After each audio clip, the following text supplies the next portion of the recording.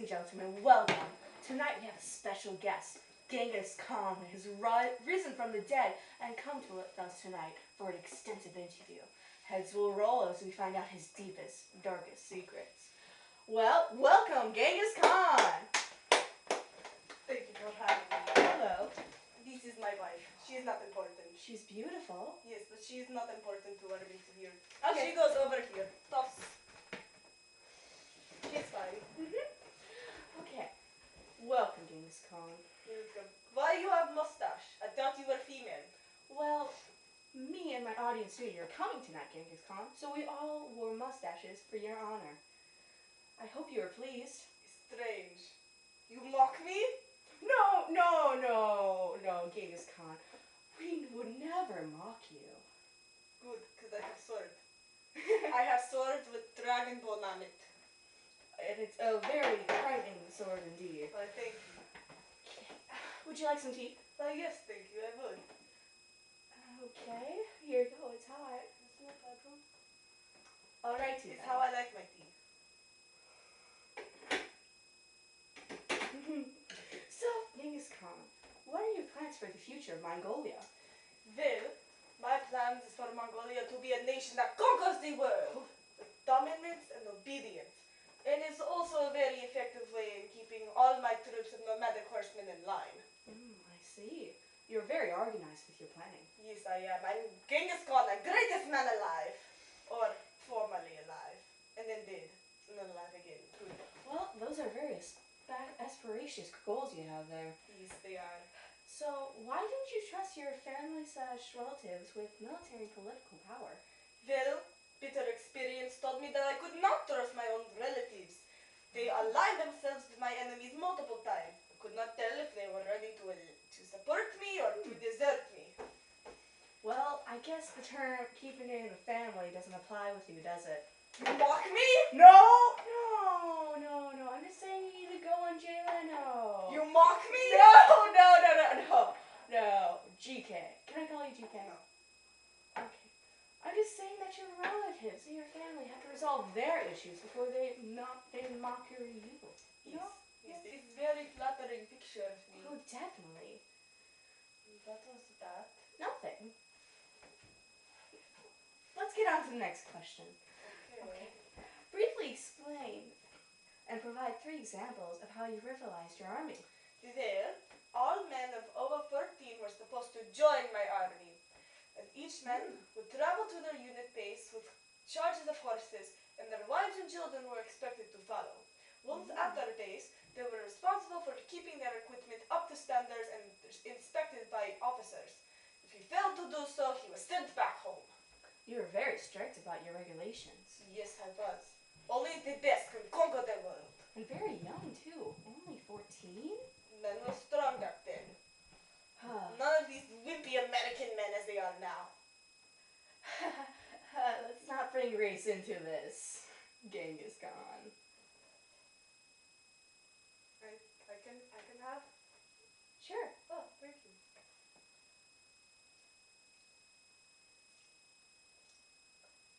Have you had ice cream before? No, it's strange but good. Oh, back to the questions, Genghis Khan. Ice cream uses. Toss it, wife. Toss. You can eat today. Would you like my ice cream? Toss it, wife. Okay. When you invaded the Middle East, you stated that you justified your actions as the punishment of God is served. Can you explain this? Yes. Well, when I invaded the country, I saw a big building. I go to it thinking it's a place of Sultan. No, it's a place of God. Oh. So I ordered it to become stable for my horses. Oh. Religion is very important to their people, and once I destroyed it and took it over, that crushed their moral. I was punishment of God. Their religion just says, I God now. Wow. Destroying their holy sanctuary. That is cruel. A Genghis Khan, what do you expect? That is true. Oh. Genghis Khan, those are wax. They're fake. Why would you have fake fruit? You Americans make no sense. Okay. Would you like to lay?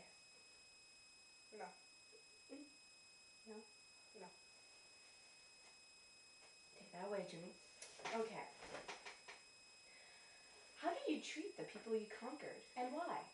Well, I slaughtered thousands. I burned down everything in my path. I'm Genghis Khan. I'm powerful.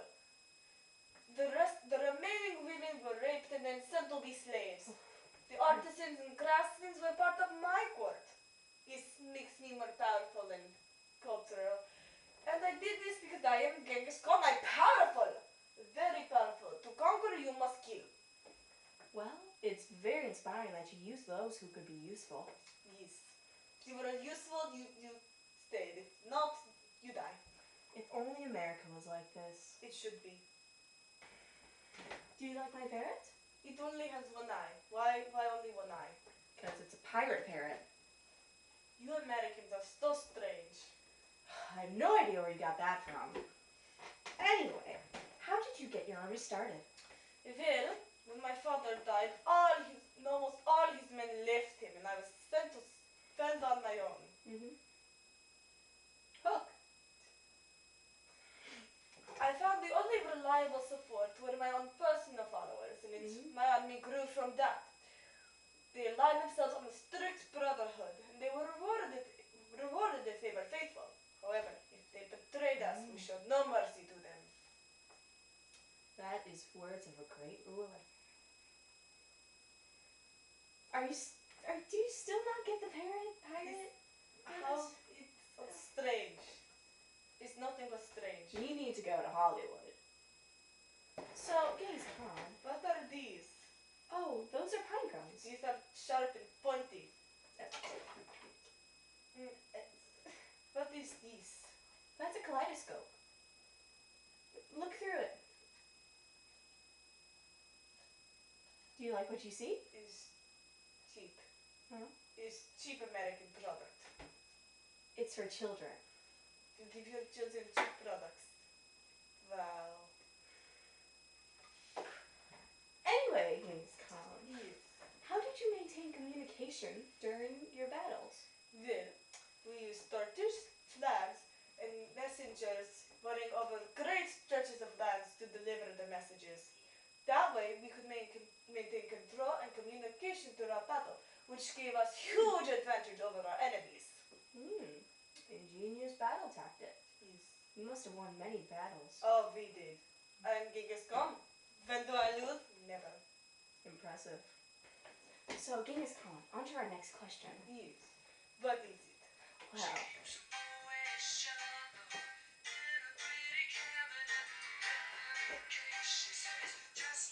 Well, oh, sorry. Hello? No, don't call security. He's under arrest. What are you, Jimmy? Please pardon me, Genghis Khan. This is really important.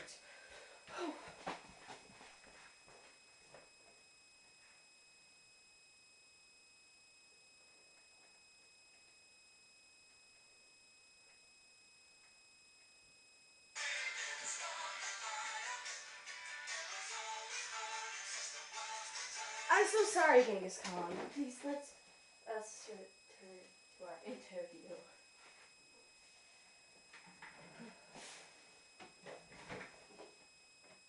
How did you train your men to be fit for battle? Well, my men were trained to be skillful with a bow and arrow, swordsmanship, and horse riding. They were also taught cooperation, teamwork, and obedience. That way, we had a more unique and a powerful army. Wow, that's a lot of skills for your men to have. Yes, they were very intelligent men. So, Genghis Khan,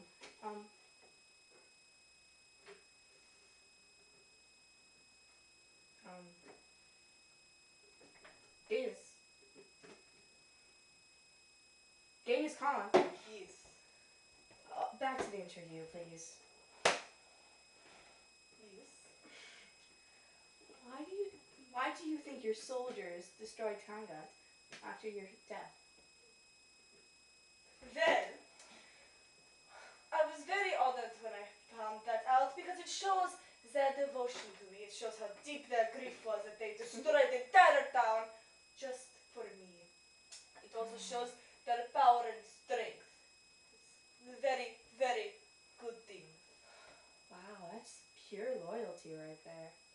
these. They were so devoted to me, they destroy entire town just for me.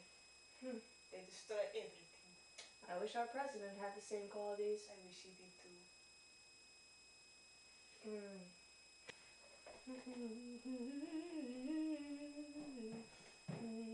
What are you doing? Nothing. Do you have final question for me? Yes, I do. Could you please describe your burial place for us? Well, I've chosen to be buried near mountain Bergquist. It's home place of my country. It's where original founders of Mongolian culture mated. For months after my death, important men came and paid their respects to my grave. Also, slave girls and finest horses were sacrificed and buried alongside me. Wow, it's a very honorable burial. It does. You know, your burial reminds me of one of Michael Jackson. Millions of people around the world pay respects for his beautiful, beautiful music. His music was played on every single radio station for weeks on end. So, it was a tragic loss when he passed. A little more tragic than yours. What did you just say, American scum? Oh, I'm the scum? You have mocked me. You have mocked my country. You mock my mustache! That's it. Draw your weapon. We shall have a battle to decide our country's fates.